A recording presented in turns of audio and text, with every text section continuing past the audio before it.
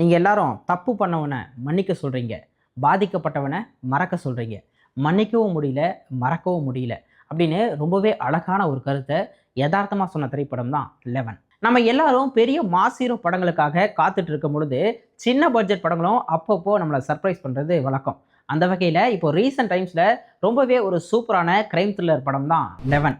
11 படம் எந்த அளவுக்கு இன்ட்ரெஸ்டிங்காக இருந்ததோ அதே அளவுக்கு கதாநாயகன் நவீன் சந்திராவுடைய பின்னணியும் ரொம்பவே இன்ட்ரெஸ்டிங்காக இருந்தது.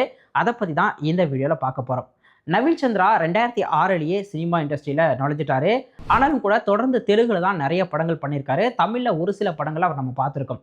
குறிப்பாக சொல்லணும்னா பட்டாஸ், ஜிகர்தண்டா, XX மாதிரி படங்களில் அவர் நடிச்சிருக்காரு. நவீன் சந்திராவை பொறுத்த வரைக்கும் அவர் ஒரு தெலுங்கு நடிகர் போல வாய்ப்பு கிடைக்கும் போது அப்பப்போ தமிழில் நடிக்கிறாரு அப்படிங்கிற மாதிரி தான் எல்லாரும் நினச்சிட்டு இருக்கோம். ஆனால் உண்மையில் அவர் ஒரு தமிழர். அவருடைய அப்பா அம்மா 2 பேருமே தமிழர்கள் தான். அவங்க அப்பா வேலையின் காரணமாக பெங்களூரில் வந்து செட்டில் ஆயிருக்காரு. அவங்க அம்மா ஆந்திராவில் பிறந்து வளர்ந்தவங்க.